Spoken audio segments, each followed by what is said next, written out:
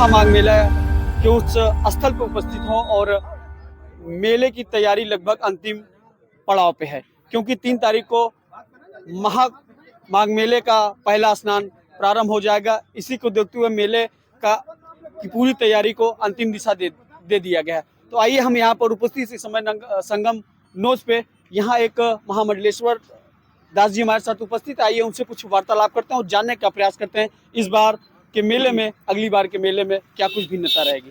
सबसे पहले आपका बहुत बहुत स्वागत है हमारे चैनल पर। महाराज जी, इस बार महामाघ मेला लग रहा है, क्या कुछ कहना चाहेंगे?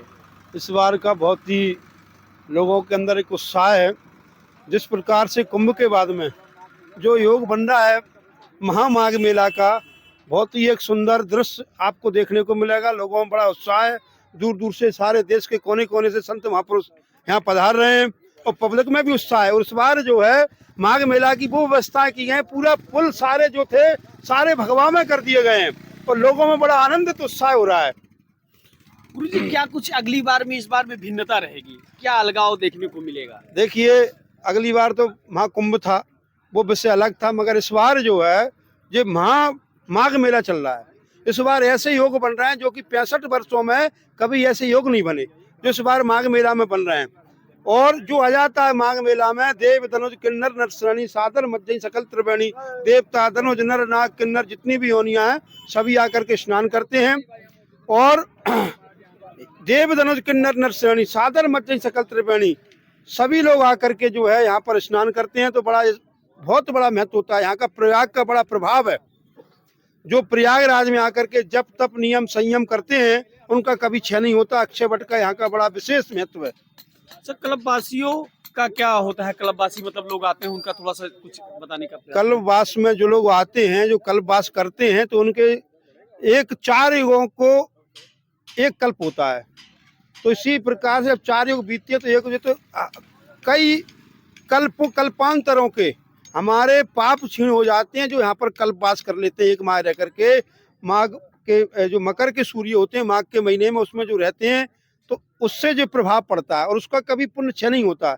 जो लोग आकर के यहाँ पर दान करेंगे, जप करेंगे, तप करेंगे, हवन करेंगे, नाम लेंगे तो उतना मिलता है ना पुण्य, उसका कभी क्षय नहीं होता। कर्मानुसार किसी भी योनि में जीव जन्म ले ले मगर वो पुण्य हमेशा उसके साथ में रहेगा।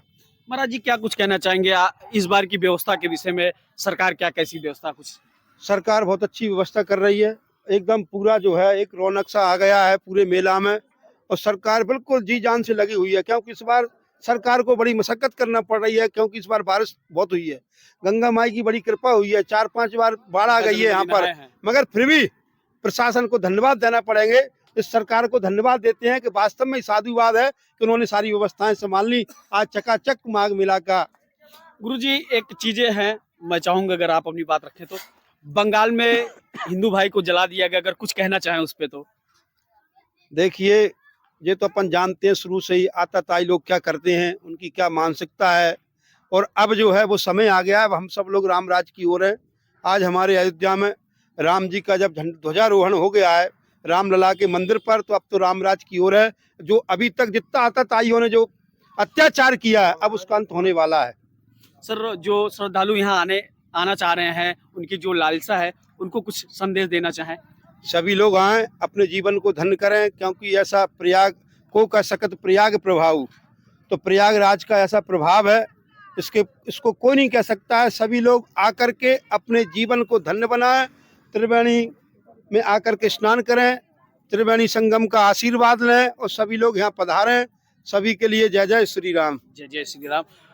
आप देख रहे हैं एनआई न्यूज़ टीवी, मैं रोहित प्रजापति, कैमरा में मुलायम के साथ। आपने देखा कम शब्दों में प्रयागराज की महिमा के विषय में, गंगा जी की महिमा के विषय के साथ साथ क्लबवासियों को आने पर यहाँ क्या कुछ मिलता है, माँ गंगा का क्या आशीर्वाद है इस प्रयागराज के उन वासियों के ऊपर और यहाँ श्रद्धालुओं के ऊपर। ऐसा महाराज जी ने कम शब्दों में सारी चीज़ों का वर्णन किया। मैं Rohit Prajapati, ANI news TV के साथ।